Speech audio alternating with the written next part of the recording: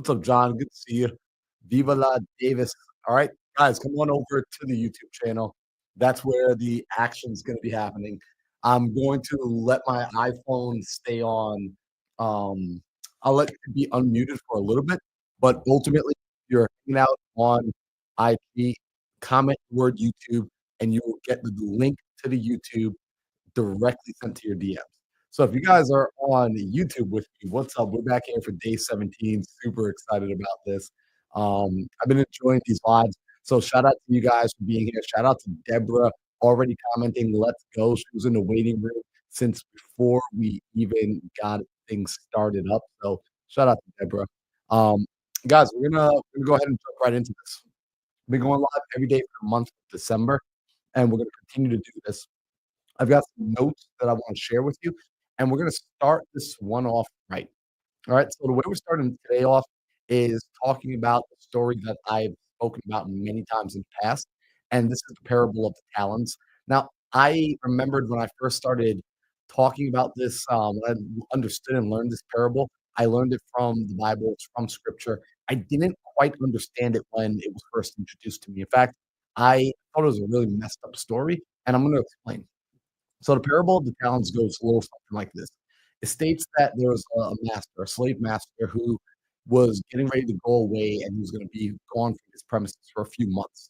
And the slave master called his slaves in to his quarters and he gave them talents, which were a form of currency back then. And it was said that he gave each slave the amount of talents depending on their level of ability. So, depending on how capable they were, that's the amount they received. So, to the first slave, he handed him 5 talents. And to the second slave, I believe the number was 4. So, pay attention here. He handed the second slave 4. And to the third slave, he handed him 1 talent. And then he goes on about his way. He leaves the premises. He's gone for a few months. And when he returns, they all know he's coming back. So they all gather in the courtyard and he says, great, let me see how you guys have done. So first lady calls him over and says, how did you do with the talents I gave you? And he said, Master, it was off to a rough start. I struggled a little bit in the beginning, but I found a brickmaker in town. I gave him the talents. He was able to make more bricks. His business grew, and he returned the talents and then some. So I actually took your 5 and I doubled it to 10. Master says, great. You did a great job. Excellent job. All right. Second slave, how did you do? He says, well, Master, I also had a little bit of a rocky start after you left, but I found a bread maker and same situation. I invested into his bread business. He was able to produce more bread and he doubled my 4 to 8. Master says, great. Goes to the third slave and he says, how did you do? And he says, well, Master, when you handed me that talent, I know how you are. You're very particular with your things. I didn't want to lose it. I didn't want to screw it up. So I actually took that 1 talent and I wrapped it up, kept it nice and clean. I buried it in the yard. And I knew you were going to be here today. So I went and I actually dug it up. And here it is, unwraps it nice and clean. I mean, it's just as shiny as the day you gave it to me. And in the story, if you guys know this parable, you know that the master takes it from him and says, you wicked slave, and banishes him from the quarters. He kicks him out. And he then takes the 1 and he says, take it from him and give it to the one who has 10. And I never understood that story growing up. I thought it was a little unfair. Like this man brought you back what you gave him. It's kind of like if John said, can I borrow your car? And I said, John, sure thing. And I'm gone for a month and I come back home and my car is parked exactly where I left it. The gas is exactly how I left it. The car is in the exact same condition. And I'm pissed off at John. And I said, dude, you suck. You're the worst friend ever. I never want to talk to you again. John's like, what do you mean? I didn't even put any miles on it. And as I grew, I learned to understand what the parable was teaching. The parable was teaching that if you don't do anything with what you're given, you're actually robbing everybody. See, check this out. When that first and second slave, they took the talents and they went and invested with the brickmaker and they invested with the bread maker. What was going on is they were growing and stimulating, let's call it the economy. They were stimulating the bread maker's business and the brick maker's business and allowing them to grow, and those people were able to hire more people. They were able to produce more product. They were able to sell. Construction was able to go up. Houses were being able to build. Walls got built. People were able to eat. Families were being taken care of, all because these individuals took what they had and they shared it amongst everybody else. But the one who buried it because they were fearful, they were worried, they were scared, that person actually robbed the use of that talent from everybody. He took it out of the marketplace, he took it out of the cycle. And sometimes we tend to do this. We're so worried about the way we're gonna be perceived, we're so worried about the way that, you may or may not like me, you may or may not you're gonna think what I have to say is stupid, and as a result, I end up not sharing my talents, I end up not sharing my skills, I end up not sharing my insights, I end up not putting myself out there, and I actually rob the world of the talents that I have. I rob the world of the resources that are within me, and that's an issue, that's a challenge. That's wrong. You don't wanna rob the world of the talents that you have because ultimately, you're the only one that's carrying your talents. You're the only one who is capable of fulfilling on your assignment. And so the story teaches us that if I am not going to act on my talents, if I'm not going to act on my resources, I'm not going to do anything with the skills and the little that's been given to me, it will be taken away from me and it will be given to the person who has more, right? To whom much is given, much is required. And if you're not going to do anything with it, it will be taken from you. I used to think that was unfair. Now I'm older. I realize that's actually it's very fair that way. If you're struggling with, "Man, I feel like I don't have enough resources." In fact, I had a person say this to me yesterday. They said, "I feel like I don't have enough time, and I can't wait so I can quit my job in order that I can have more time to work on my business." And I asked them, I said, "Well, let's" they asked me, they said, "Do you think that's, like, valid? Do you think is your opinion that I should be ready to quit my job to work on my business more?" And I said, "Well, I don't know." Right? By the way, guys, if you're on Instagram, comment the word YouTube, come over to the YouTube channel. Said, "I don't know."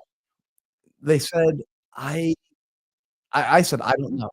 And what's interesting, um, also SMG hey, real quick, John, are you getting double audio from me? Is that what's going on?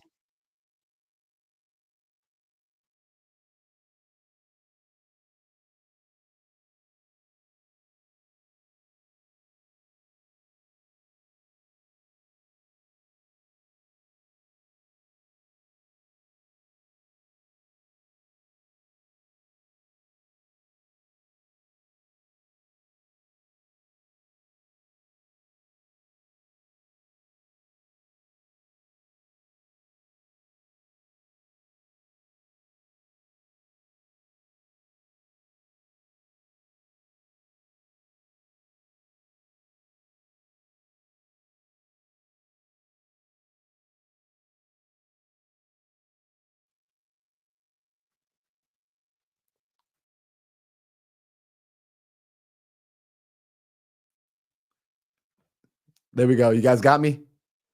Alright, looks like here we go. Alright, looks like we got audio. Audio is great, audio is great.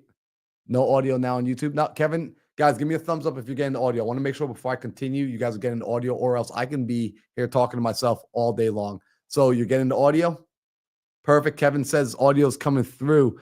BS Gaming, what's good? My guy, what's happening, bro? All right, so let's keep going here. So effectively, that question about should you quit your job? Should I quit my job so I can have more time to work on this business?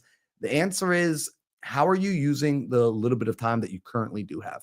If you're not using that time effectively right now, then you giving yourself more time isn't going to be of any use. Very much like that first or like that third slave in the story who had the one talent. It wouldn't have made a difference if the master gave him 100 talents, if he gave him 1,000 talents, if he gave him an unlimited amount of talents, because what he was doing with the little he had indicates what he would do if given more. How are you using the resources you currently have? How are you using the network?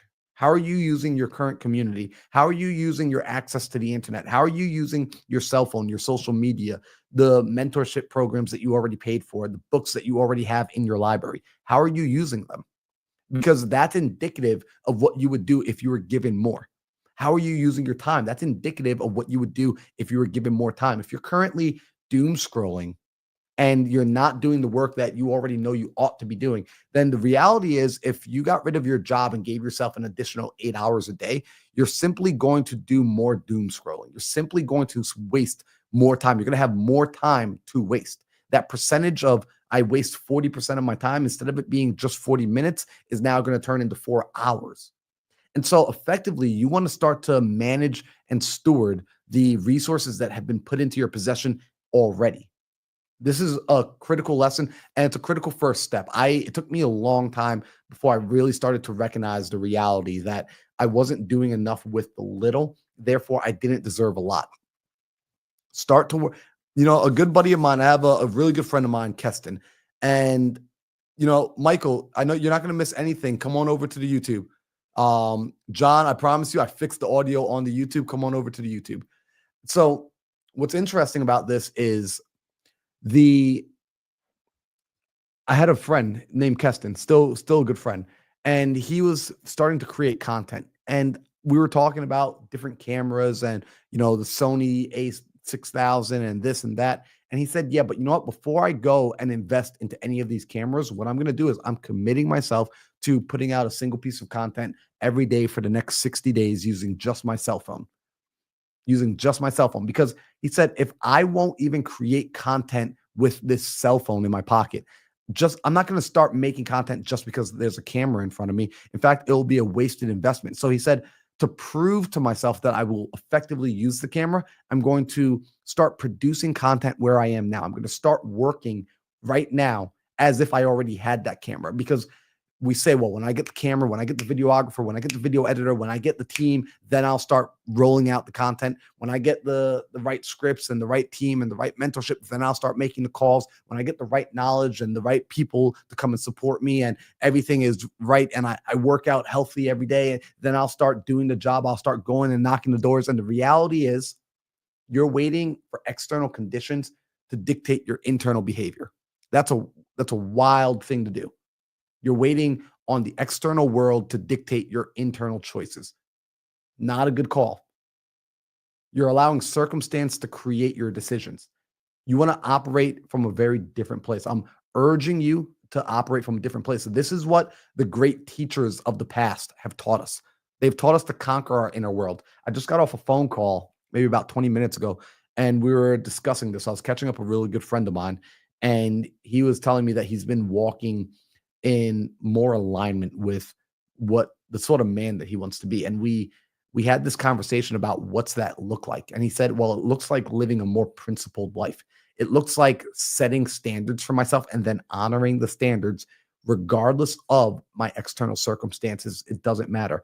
And something fascinating about this for the last 48 hours, I've been really digging in deeply on this topic in my own personal study, in my own personal quiet time. And here's what I've started to come up with. Is it cool if I share with you guys some insights that are beginning to bubble up in real time inside of my life? You guys cool with that? All right, cool. I'm getting 100%. I love it when you guys interact on YouTube, by the way. Like it's freaking fire. So here's what started coming up and bubbling up is when I look back through history and I start to look at the great teachers, I start to look at Jesus, I start to look at Buddha, I start to look at Mother Teresa and Gandhi and Krishna and you name it, right? All these people were teachers. They influenced the world. They came and they impacted lives. And what I found was I was looking for the similarities between all of their teachings, right? This isn't a conversation about religion. This is an observation about what's gone on in humanity. And what I started to discover is the common teaching that at least I believe I saw, my humble opinion, is they were all teaching us to conquer our inner world. In fact, they were telling us to this external world, yes, it's real. Yes, you live in it. However, your external world is merely a reflection of your inner world. And this external world is fleeting. It's finite. It's limited in capacity. It one day will pass away. And we all know this on some level. You know that you were born, one day you will die. You know that the things that you have are perishable. You know that one day that house will fall down and the computer will stop working and your cell phone will need to be replaced. And all of these things that we're looking to accumulate, eventually they will all fade. And cool. And they said There is something, however, that is unending, that doesn't fade away. They said this spirit, this higher power, this source energy, this thing that you are divinely connected to is there forever. And for the man or woman that will tap into it, power is there. This unlimited power, and this power comes in the form of this divine love, if you will. And I see people seeking after power in their life. I see people seeking after joy in their life and happiness in their life, and they get it only to have it pulled away. It's temporary. And ultimately, the reason you find it's temporary is because they're looking for it externally. They're looking for this thing that's going to fill a hole. You're trying to fill a hole with something that can never possibly fill that hole. You're trying to fill an impossibly large hole with something that is finite. Instead, these teachers suggested that you turn your look, start looking and seeking internally instead of externally. That the answer that you're looking for is not out there in the world somewhere, but it's inside of you. And so, as I started to really think more on this and meditate on this, it started to occur to me that these people were people of principle and they were people of conviction, that they believed what they believed and they lived what they lived, and that their thoughts, words, and deeds were all in alignment. 2025, I want to make this personal for you. I want your thoughts, words, and deeds. I'm going to challenge you to make your thoughts, words, and deeds get into alignment. Because when their thoughts, words, and deeds were so deeply in alignment and they had so much conviction behind what they believed, the reality was they had overcome this world. They were still in the world, but they were not of the world. And that's a powerful person. So let's think about this I'm going to bring this and make it really practical for my entrepreneurs, my salespeople. When you're at the sales table, who has the advantage? The person that is like, I need this sale to go through, or the person who is willing to walk away from the sale? What you find is when you're willing to walk away from it all, you actually have power over the situation, over the circumstance.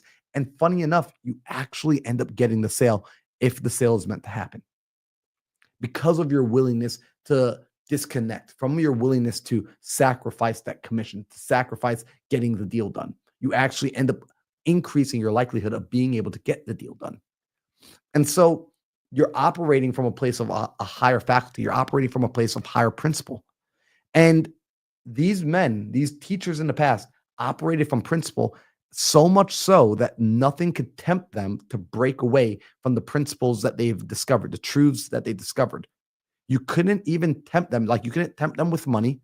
You couldn't tempt them with women. You couldn't tempt them with riches. You couldn't tempt them with power. You couldn't tempt them with anything, not even their own lives. That's fascinating. You couldn't even tempt them with their own lives because they were willing to die for their belief.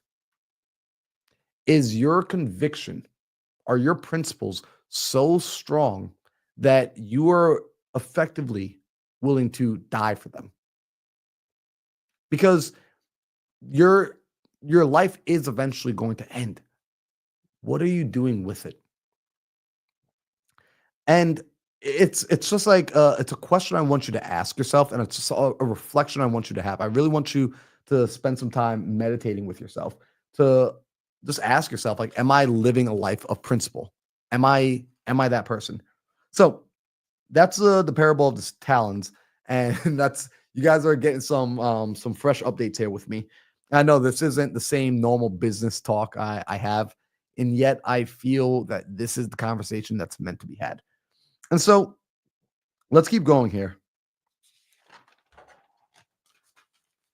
So something that you want to focus on is lifting yourself up with noble conduct.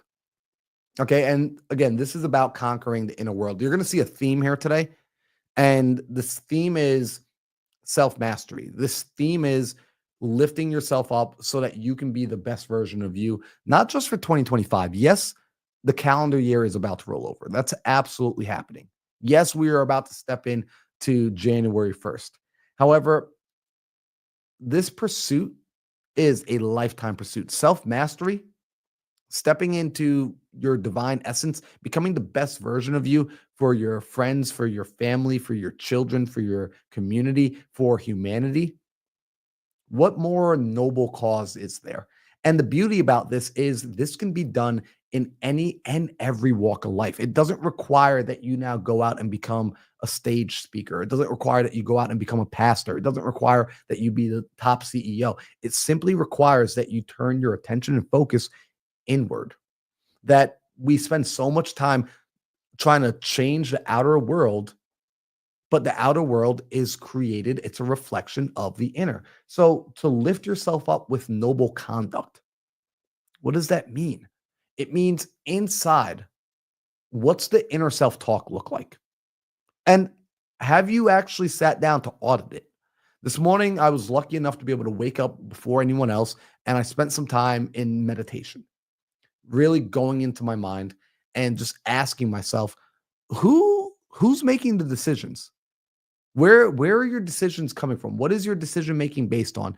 And is your decision making being based on ego? Is it being based on what you want? Is it being based on principles? Like, where are your decisions coming from? And what I started to discover is it's it's it's complex. It's not all coming from one place. Some of my decisions have come from very much pleasure and pain, the avoidance of pleasure, the avoidance of pain, and the obtainment of pleasure, right? Feeding my desires. Cool, right? Observation. Some of my decisions have come from me following what I found to be universal principles, things like the law of sowing and reaping. Therefore, I know if I do this, if I sow good, good comes back in the universe. If I sow evil, evil comes back. So I was living based on that principle of sowing and reaping. I'm making decisions based on that.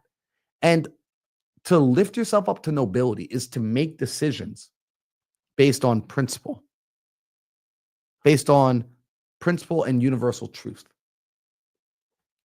Lift yourself up in nobility. Start to take control back of your body. Take control of your flesh. It's a fascinating time that we live in right now where people are allowing, let's just call it, they are just living purely for the flesh right now. In fact, I saw a post this morning, and it was so interesting, guys. And some of you may think whatever. I was kind of blown away with this. There's a young girl who 23 years old, I believe.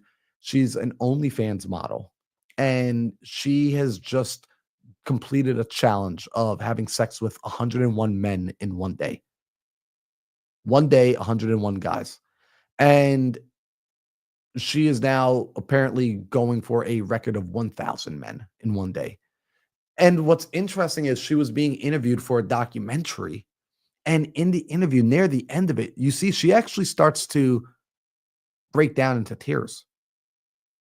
And what's so fascinating is the guy who's interviewing her for the documentary, he was even surprised. He said, honestly, she was so looking forward to this interview and to this challenge and to what she deemed an accomplishment. And I wasn't expecting her to break down in tears at the end because and I was worried before I started. He was like, maybe before we did this, I thought there would have been something of a breakdown, or, I was expecting her to later down the road, years from now, reflect on what she did and then have some remorse about it, but not immediately after, not in the way that we're seeing it. And why am I bringing this up? It's because she wasn't operating from a place of principle. She was operating from a lower immediate gratification of celebrity, of being able to make money, of sensationalism. And ultimately, you're seeing that in doing that, there wasn't a lasting satisfaction. She had this temporary satisfaction that was then filled with remorse. The interesting thing about these base level satisfactions is they create their opposite. They create their opposite. And ultimately, we want to rise above that. The goal, right? In my opinion, the goal is for our spirit to rise above that. Like that's the idea behind your great teachers. That's what Jesus came to teach. That's what Buddha came to teach. And I know, guys, I'm not a pastor. I'm not a preacher. At least I don't think I am.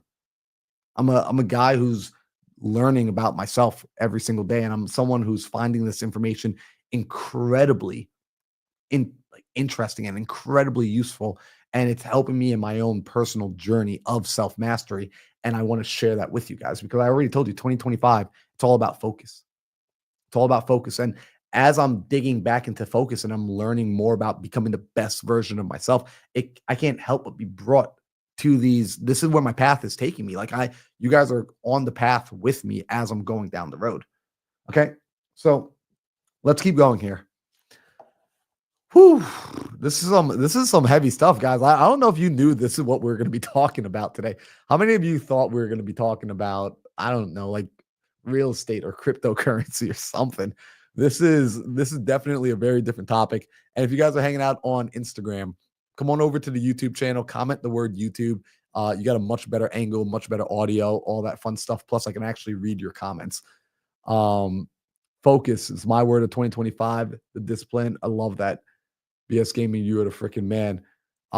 Good says, honored to be on the path with you. Honored to have you on the path with me. Deborah says, I love Deborah's comments. Deborah says, don't have a clue. Very excited to be at this point of your journey. I love it. And let's see, what do we got? I need to stay focused and dedicated on my path. We all do. We all do. So while you're here, if you're new to the YouTube channel, do me a favor, make sure you hit the like button, make sure you hit the subscribe button.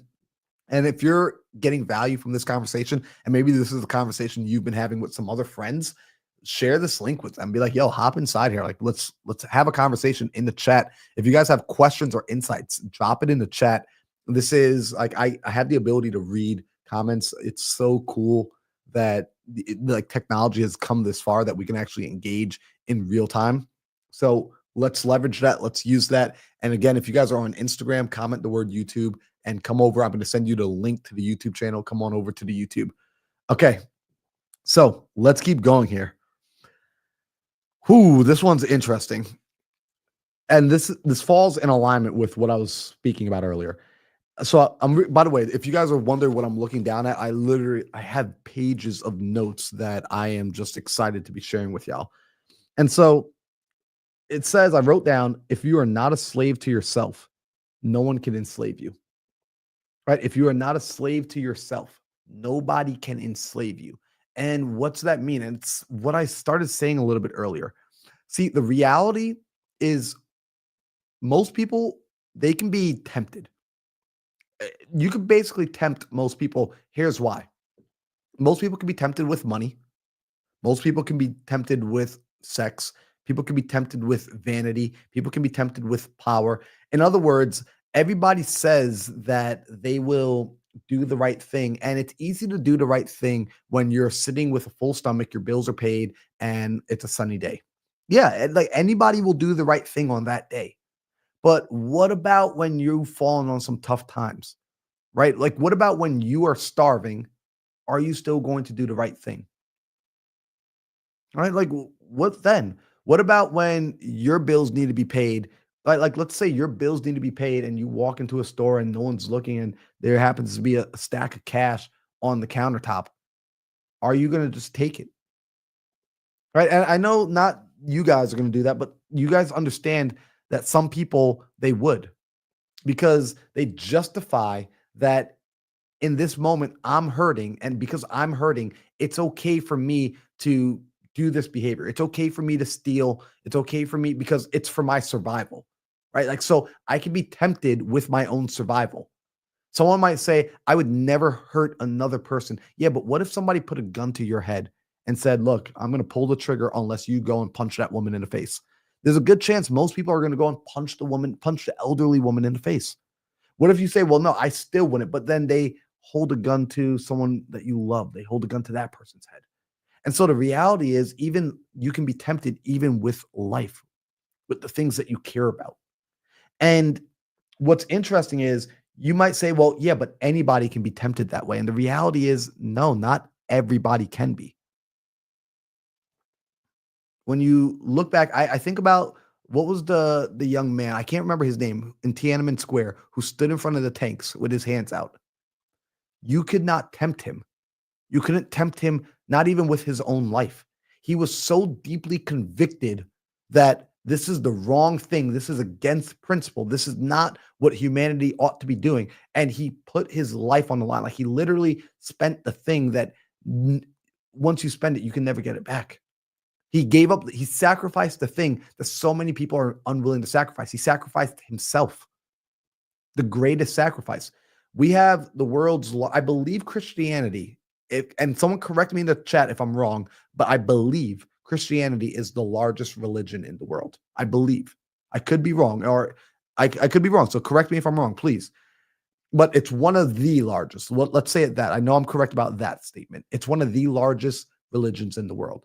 And what was that religion really, if you think about it? What is it founded on? It's founded on this man named Jesus, Jesus the Christ, who came and sacrificed himself for humanity, right? You have Buddhism, the fourth largest religion in the world. And you have with Buddhism, what is that founded on? You have a man, you have Siddhartha, who sat down and he meditated and he found enlightenment. And it was said that when he found this enlightenment, he was given a choice to stay in nirvana or to return back to the world. And he chose to come back to the world in order to share the path to others. And so he sacrificed his own joy and pleasure to come back and to be of service to others.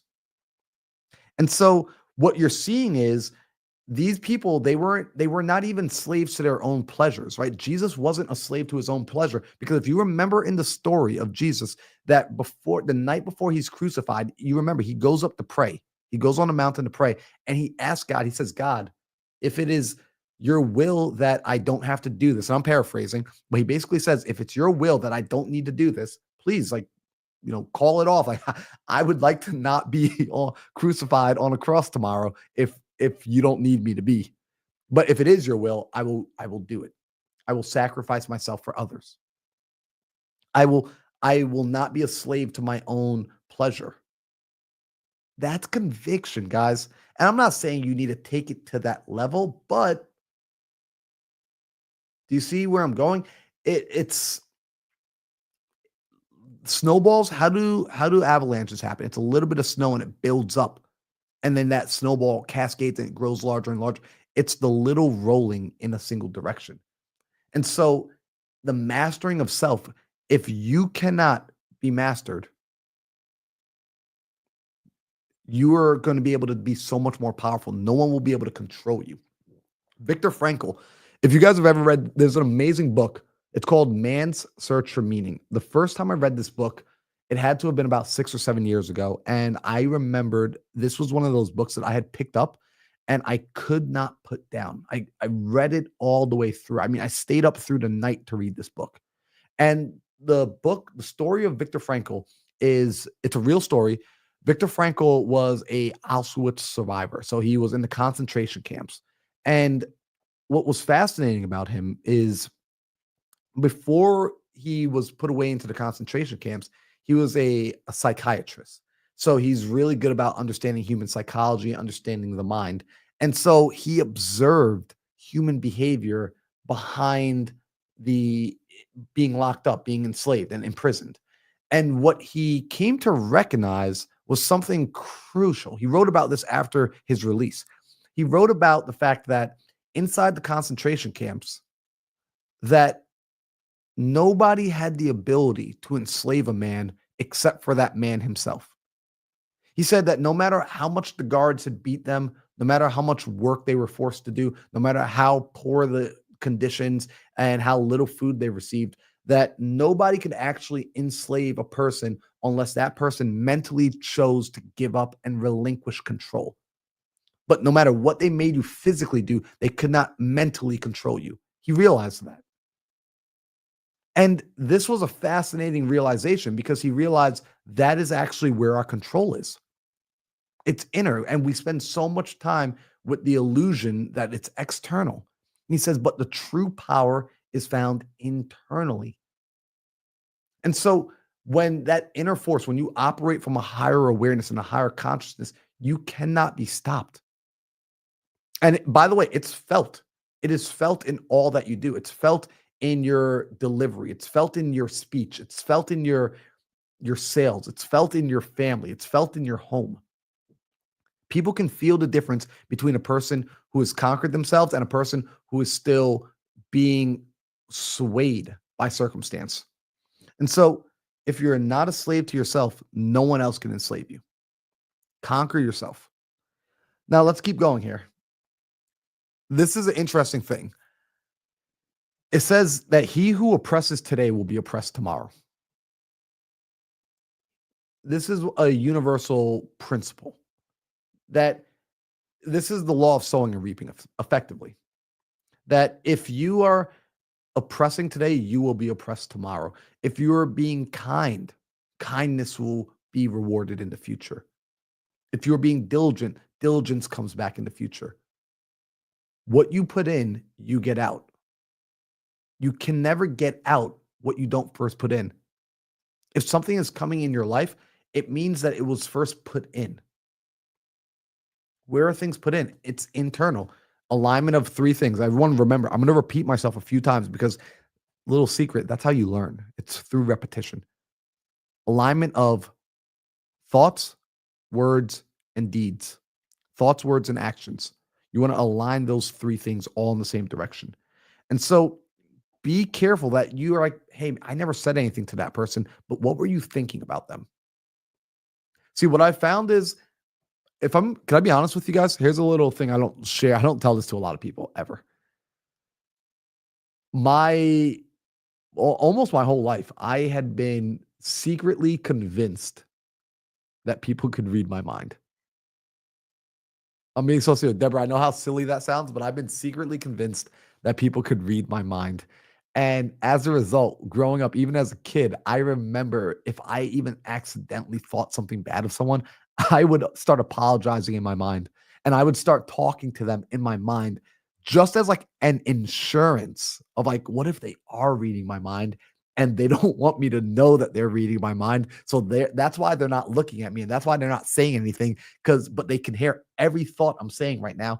And as silly as it is, I would start to I would start to really monitor the inner conversation. And I didn't let the inner conversation slide. And I know some people, they don't do that.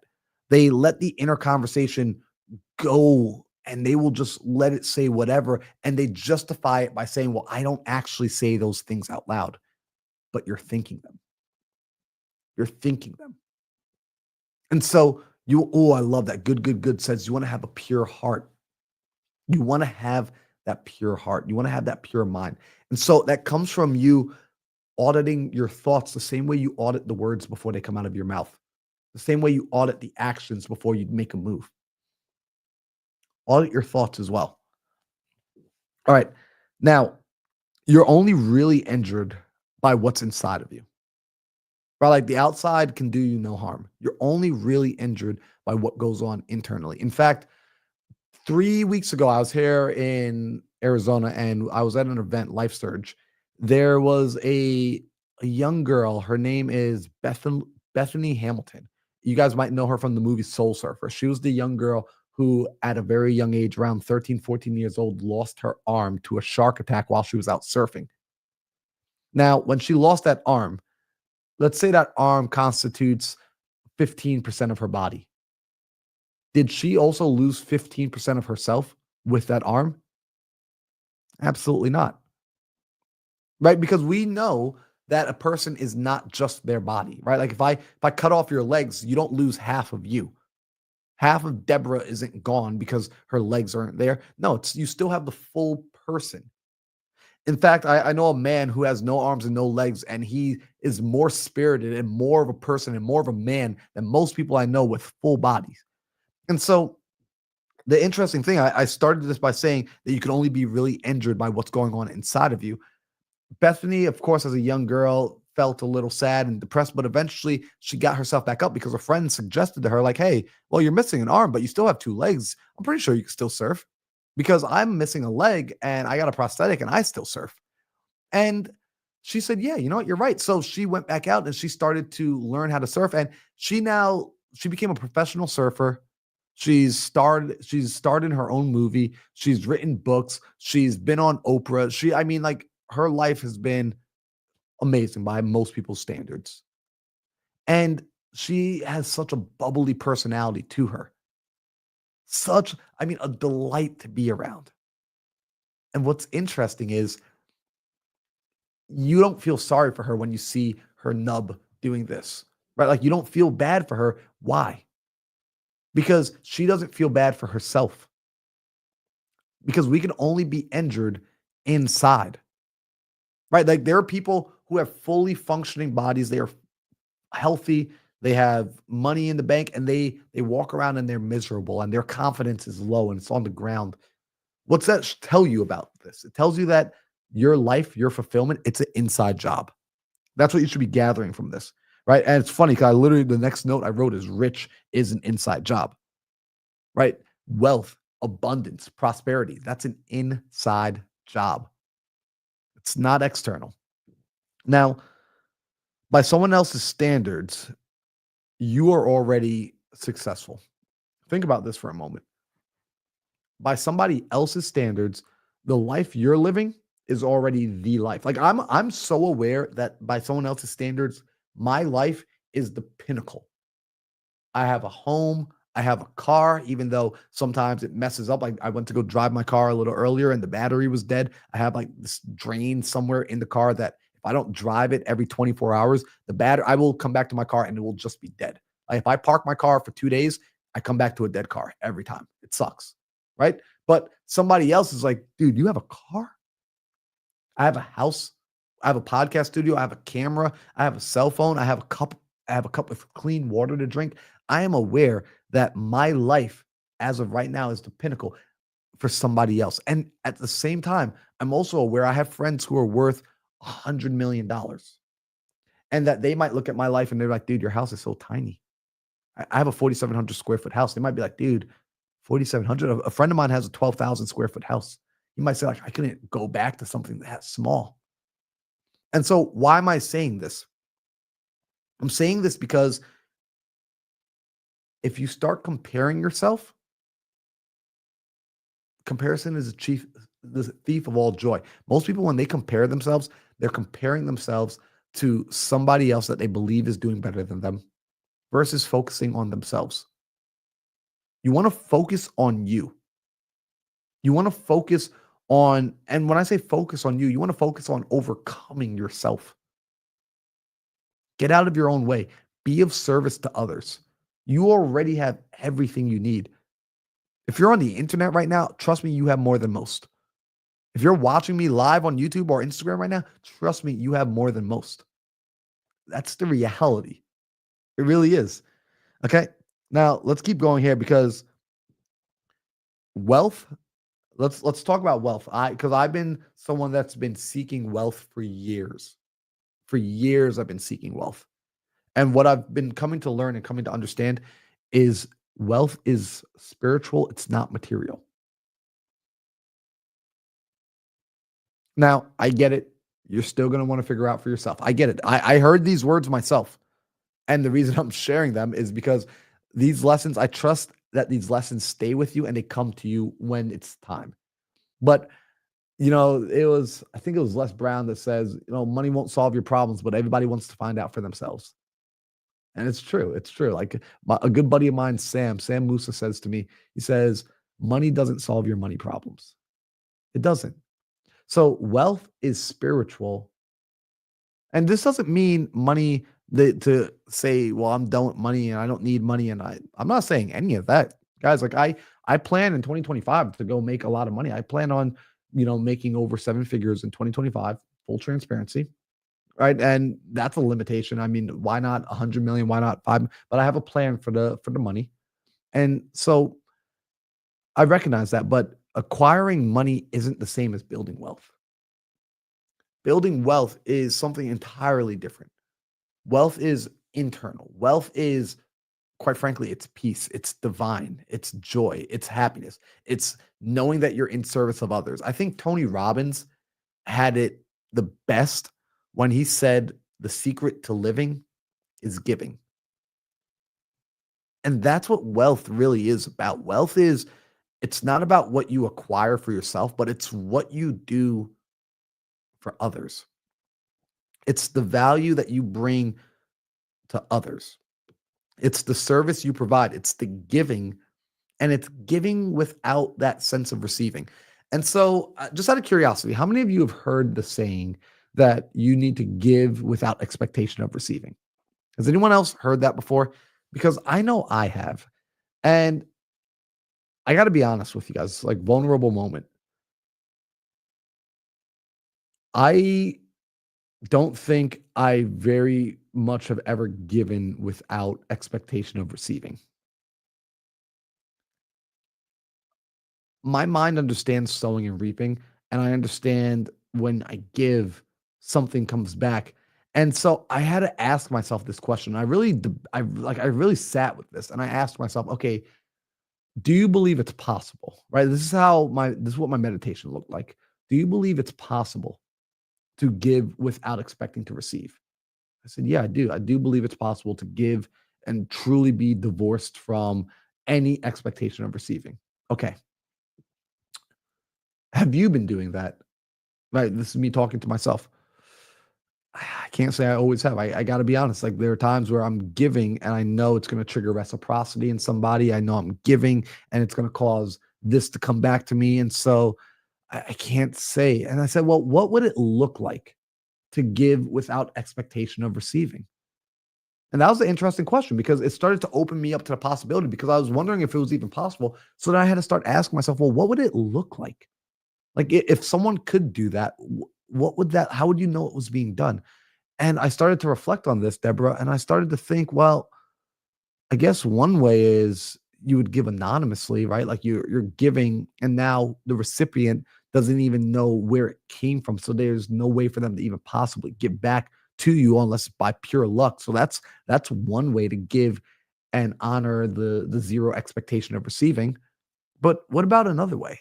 Like what if the person, like what if the only way to give to the other person is to physically interact with them? Like you've got to go and serve them, or so what's another way? And I said, well, I guess another way would be you give to somebody and on a logical level, you genuinely have no clue how they can possibly give back to you.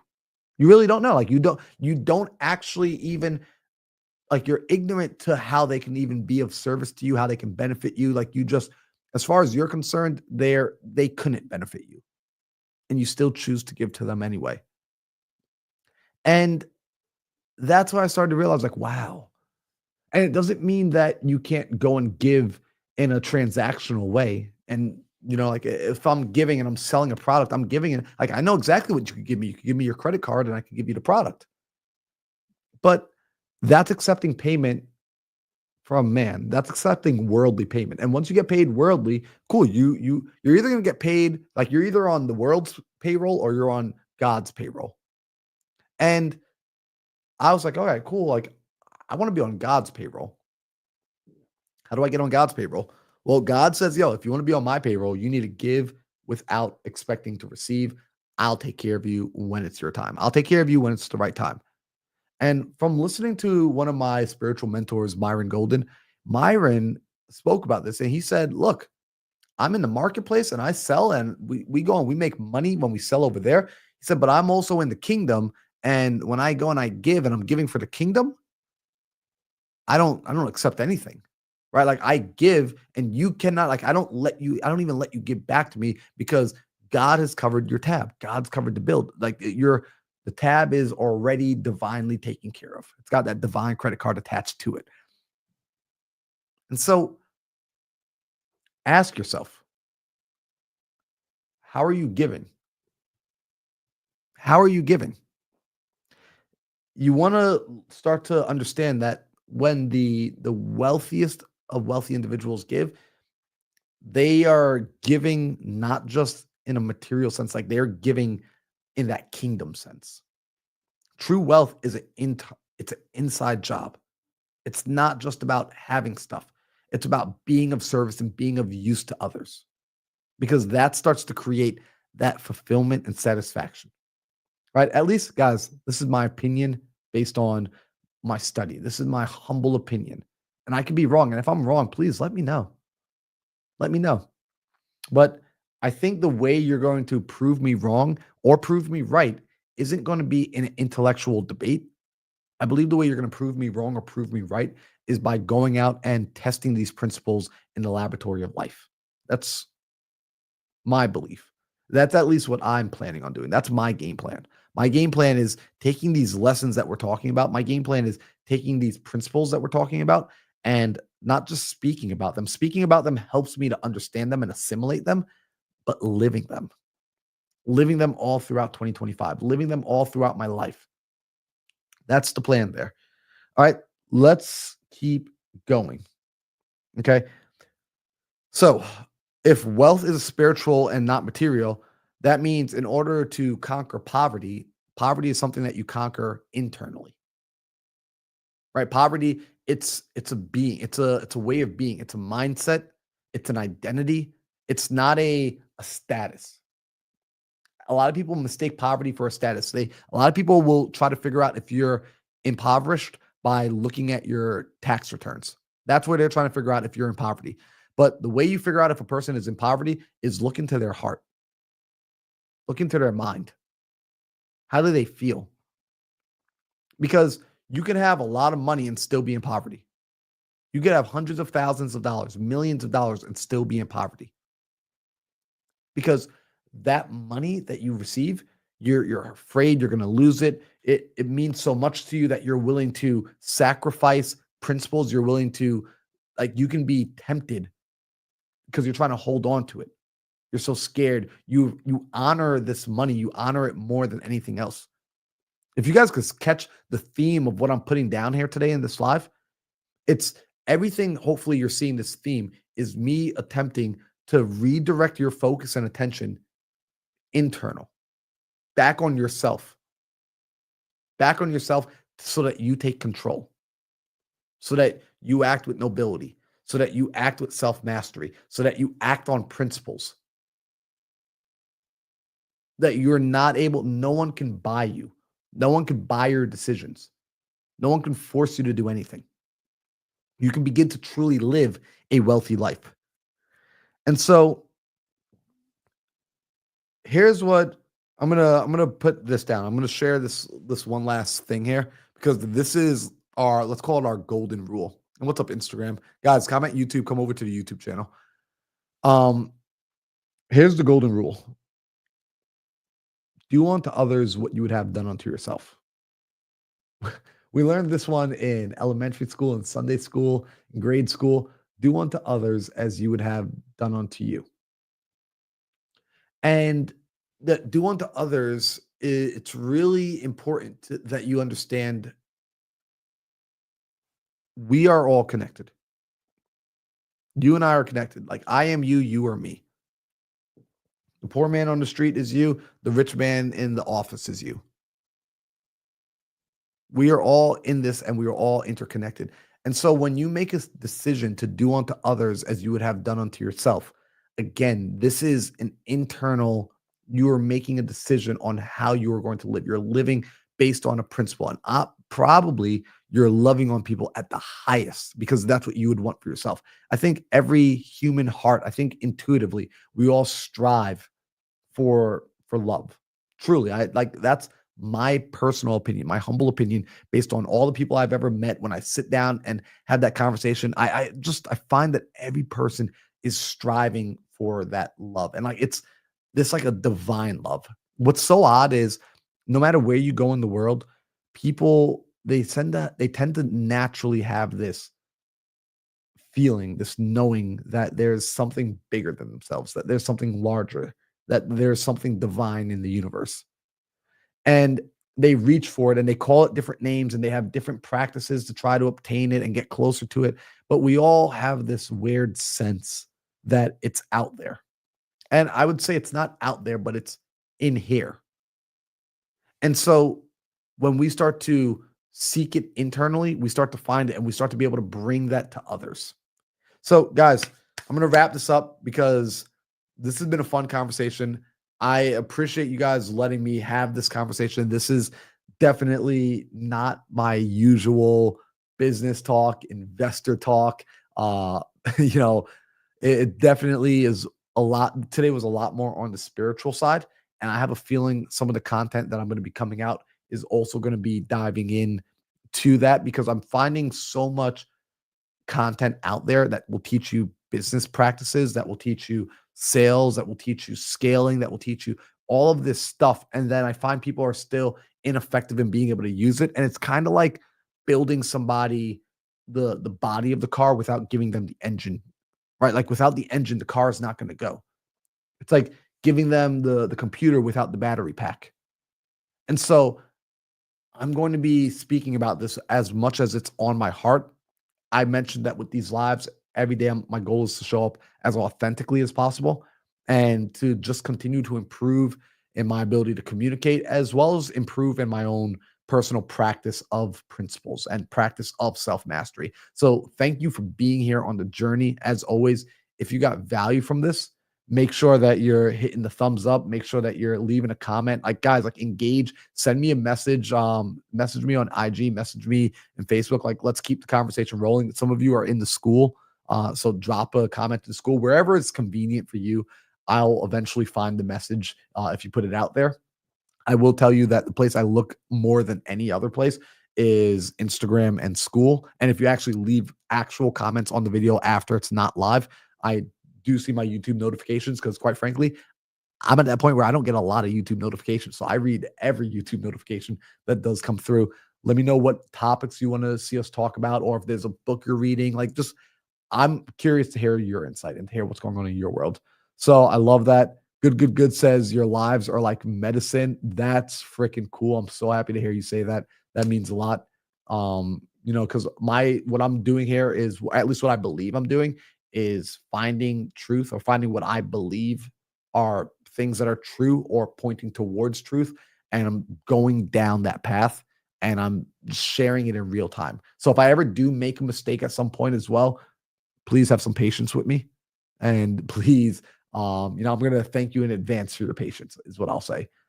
Deborah says, if you don't heal spiritually, it will be hard for you to move forward. Agreed. And Mike says, thank you very much. So, Mike, thank you very much.